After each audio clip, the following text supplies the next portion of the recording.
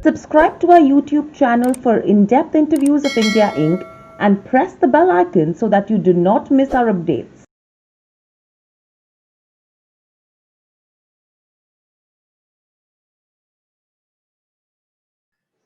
Hello and welcome to Nirmal Bang, ladies and gentlemen. I'm Hiral Dadia. We have with us Dr. B.S. Ajay Kumar, Chairman and CEO at Healthcare Global Enterprises, joining in. Welcome to the show, Ajay, and it's a pleasure to speak to you as well after a really long time. Uh, Thank you very much. Ajay, my first question coming to you is uh, taking hospitals, taking the healthcare system into consideration, how would you actually explain the impact of COVID on the sector and business?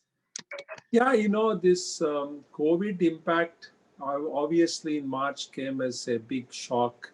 It happened so suddenly with the lockdown. None of us were prepared for that. But I think we have really learned a lot. And some of it is obviously a concern, some of it is actually been positive. Now, when you look at the journey from mid-March when lockdown happened, entire transportation was stopped, patient could travel. Hmm. Being in cancer care, it affected us a lot. People who are on active treatment couldn't come.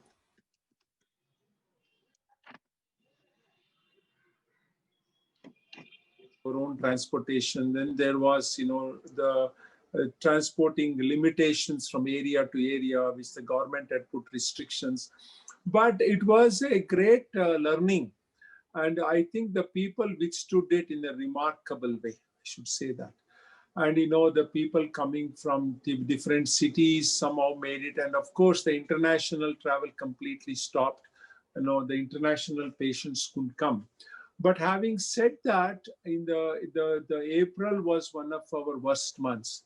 And particularly, you cannot say cancer is not the treatment is not emergency. It cannot wait. So we did lot of work in terms of using technology. We did the teams work with teams. Talk to the people even at their home. Gave them some counseling, how to manage during this difficult time. Even we did even fresh new cases interview. We had our whole multi-speciality team talk to them, and if they could come, we made some arrangements. So we took extraordinary measures, precautions, of course, with the patients. And the patients who came to the hospital, all of them were tested, our own staff being in the forefront. Significant number of them did get COVID. Fortunately, almost all have recovered. And that is another, say, experience where our prominent surgeons, medical oncologists, radiation oncologists, but all of them got COVID. So a lot of them, and they recovered. Our staff, nurses being in the front line, of course, and our multi-specialties treated a lot of COVID patients. And in Ahmedabad, in Hubli, and Rajkot, and Bhavnagar, and we learned a lot from that. And I think that in a nutshell, the journey, what we went through. I know people say once in a lifetime or once in a century, but I feel being part of that. In India, the number of deaths being not that very high, I think somehow we did extraordinarily well as a country. And as a healthcare professional providing care, we learned a lot. Hmm. Why about 20-25% of the patients may not have come because of this, the collateral damage is there, but it was not as significant as what we thought. In fact, now we are, except for international patients, we are almost recovered, coming back to the normal. I think more than 90% recovery has happened.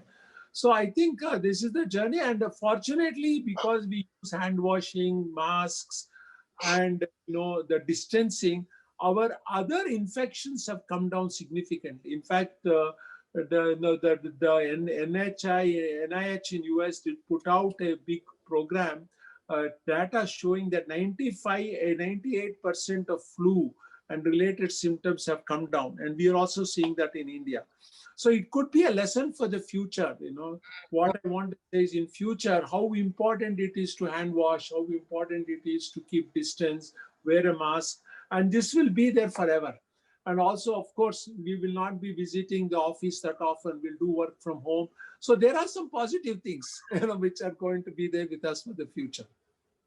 Right. So overall, with this, what were the key challenges that cancer patients actually faced, according to you? Because bulk of the revenues for healthcare global comes from cancer centers. Yeah, the cancer patients themselves, the fear of COVID was the most important. They thought if I come to the hospital, what will happen? COVID. Fortunately, when they come to a dedicated cancer center, they don't see the COVID patients. The COVID patients are not there. So that was one positive for the cancer patients. Okay. The second thing was, as far as they are concerned, they were concerned about the collateral damage, whether my treatment will be delayed, whether, like I have a lump in the breast, can I go to the doctor now or not? Because the doctors were not seeing. The doctors themselves were afraid to see patients. So, do you have COVID? I have to wait 2 weeks. But we kind of took initiative in normalizing it through the video, understanding what they have, and then normalize it. People who should come, and we said, okay, 2 weeks is not an issue. Don't wait for 2 months. Let us get the test done, make sure you're negative, get the treatment done. So after a lull of 1 month, 1.5 months, our surgical load, radiation people started picking up because people started getting confidence. And that is where I think the communication skills are very important. How Mm, do you communicate properly? Because the media was all over it, very well. Media was so negative. Even one patient gets COVID, they were at that time in March, April, I don't know, if they would call me, oh, you're the patient in HCGR, this, that, and I think it was overdone by the media as always, but mm. it is okay, But so people got scared. But I think now we are over that. As you know, the media is not paying that much attention. We are talking about it, but we are over the hump. Mm. Going forward, I am very confident that with the vaccination coming and all, we will be able to overcome this episode in our lifetime. Right. So this, how would you actually define, or how has the transition been from the first quarter, which was a disaster for all businesses across, where the second quarter actually started to see some signs of revival, and everyone's saying that the third quarter is going to be way better. So how is the transition going to be, healthcare global? See, when like you said, the end of fourth quarter is what we suffered. The Hmm. March second half, it was pretty dramatic. Then in the first quarter was the worst for us because there was literally the whole revenue, everything was down by more than 55-60%. Naturally, when the revenue is down, how do you meet your expenses? How do you manage? But we took some extraordinary measures thanks to our entire planning team, the management, the Hmm. staff, everyone. And with that, we never reported a negative EBITDA. Like we always were break even or positive. Hmm. And of course, the government also, the finance minister, the RBI did give us some help in some kind of moratorium on the interest payment, principal payment. The banks supported. With that, we kind of we did not, we were able to keep swimming. we didn't drown, fortunately. So that helped us. And then when we saw signs of recovery in August, September, and all, we were upbeat. We started loosening certain things. I think with some belt tightening measures and measures with the government moratorium, we kept afloat. And also HCG was fortunate to, even in the difficult times, as you know, raise private equity from CVC. And because we raised about 512 crores or so, which came at the right time for us. People said it's very difficult to raise, and pretty much I couldn't travel abroad, and people couldn't come. Even with all that, just by the Teams call or video conferencing, we were able to do. And that also gave us the confidence. The most important thing was, as you know, our stock had gone down to 65. People were like, our debt is there, leverage is there. How are we going? So there was panic, as and everywhere, the markets were falling for a while. But I think I feel as a leader, you show your leadership quality in this time. That is what the leader is for. not when the things are good. Right. Now we overcame. We never defaulted anything. Whatever it is, we were able to fulfill all our obligations. And the future, because of that, our future looks very bright. And future is very good. And I think, we will grow quite significantly in the future. And I think all these people, analysts, people, Mm. doomsayers, we showed that a lot of them are wrong. That is what it is. And yes, we learned from it, and we should always learn. We should have the humility to learn, but from that learning we have to really see that there is definitely strategically there is an opportunity for us to show that we are leaders in oncology. And what we have done is we are a leader, and we are known as a destination. Mm. And particularly when the international work comes back, we will enhance that to take that leadership role and continue with that. Right. So taking all the learnings into consideration right now, do you think there has been a change in business and strategy for the company? Yes, the some of the strategy businesses we want to consolidate now. Mm. One important thing in the past also we have said that we want to deleverage, and we are nearly 80% deleveraged, and we feel we are cash positive, and we will be in a strong position because of that. But we are not going to do any invest heavily on capex now. We are not going to invest anything which we have said in the public. This is not any good new news. We have always kept that.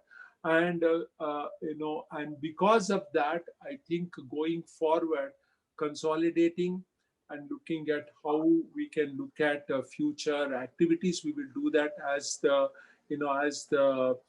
quarter has come to an end. Now we look at it and go forward, look at the last quarter and take some decisions, strategic decisions at that point. But the great learning curve has been that how do we use technology to our benefit?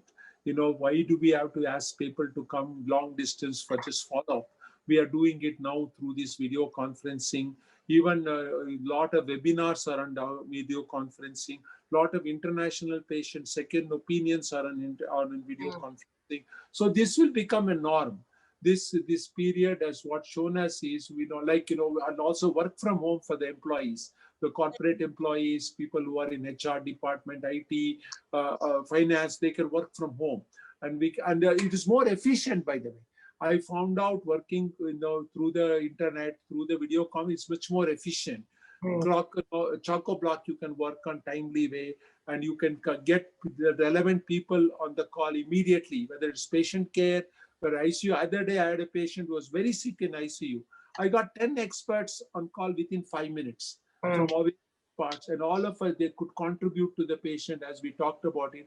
How else could you have done in the past? You can't have 10 experts run to the hospital and come. It would take time. So this becomes more efficient in patient care. We always talked about virtual EICU. So we are now looking at HCG, making it a norm, not just in the COVID period, but making it a norm, getting all the consultants quickly and doing. Similarly, for strategic decisions involving HR, finance, we have this call called the updates, where all the experts come on the call at 11 o'clock and we discuss, and within half an hour, we are able to solve a lot of issues. So essentially, I think post-COVID, a lot of organizations will become tremendously more efficient.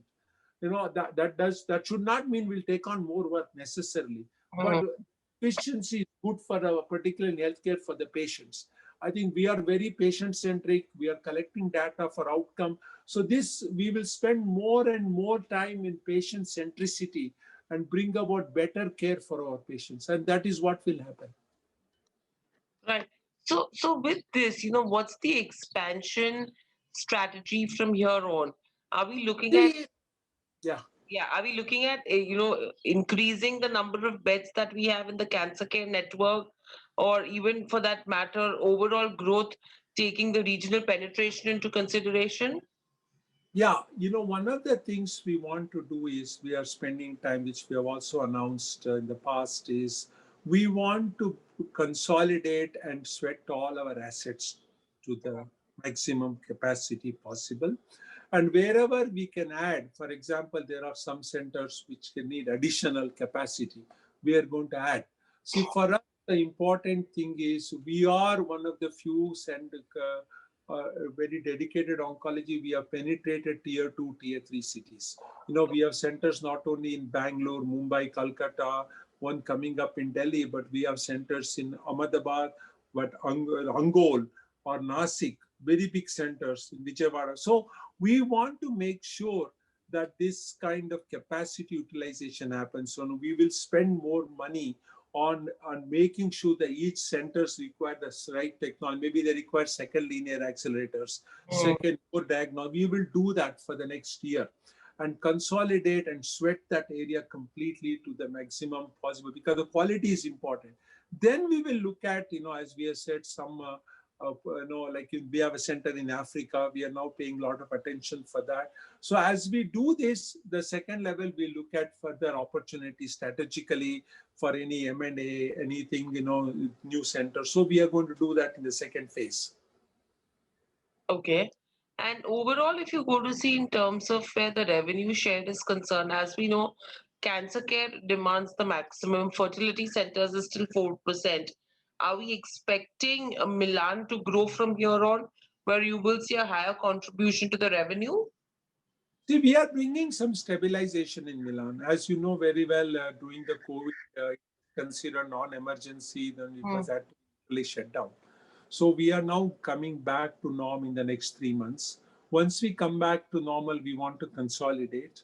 As we have announced in the past, we still working with our new partner CVC. We still want to divest it at the right time, if possible. Otherwise, we'll continue to grow. We have made some changes in the administration. We'll take all that into consideration and we will look at how to grow in the future. There is enough growth opportunity. At the same time, we have made it very clear we are a focused oncology group. We want to do oncology.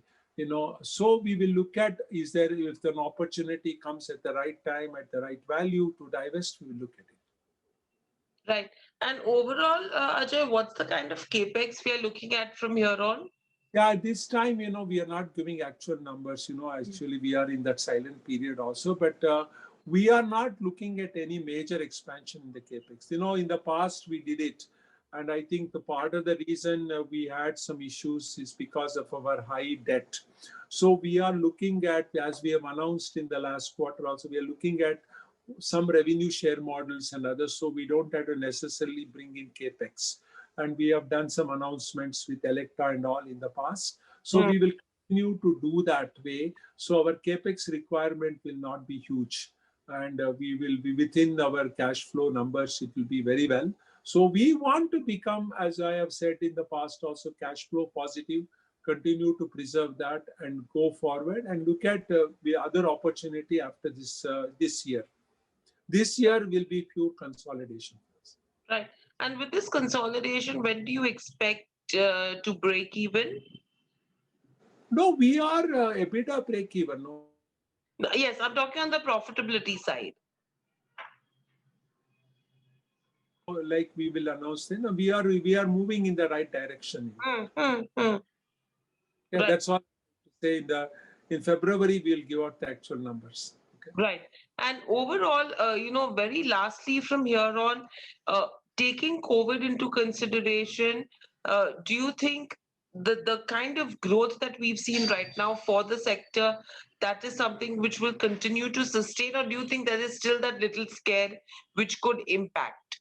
No, I will tell you what is the unknown factor is international. Domestic, we are definitely going to scale up. There is no doubt. Okay. Because cancer is cancer, it's not going to go away. People require treatment. In fact, we expect that growth to happen maybe somewhat better than what we anticipate as we go more. Because more of the consolidation happening, smaller players will not be there as we go forward. So I think groups like HCG will do better, and people are recognized with the COVID. They want to go to the high quality centers. That has also become an important thing for everyone. So I think HCG being there in tier 1, tier 2 cities 3, I think it will benefit. But international is the unknown because of the travel restrictions and what are all the hassles people have to go through to come into India. So India is trying to liberalize. We are being some trickling of international patients we are seeing. So we will see what happens by March. We are hoping by March, April, things will get back to near norm. If it happens, obviously, we are out of the woods. Absolutely. Everyone's hoping for things to stabilize and improve for everyone. Thank you, Ajay, so much for joining us on the show. Great insights, and hoping to speak to you soon again. Stay safe. Thanks a lot. You have a very bright and a very prosperous new year. I hope you will. Okay. Well, thank you.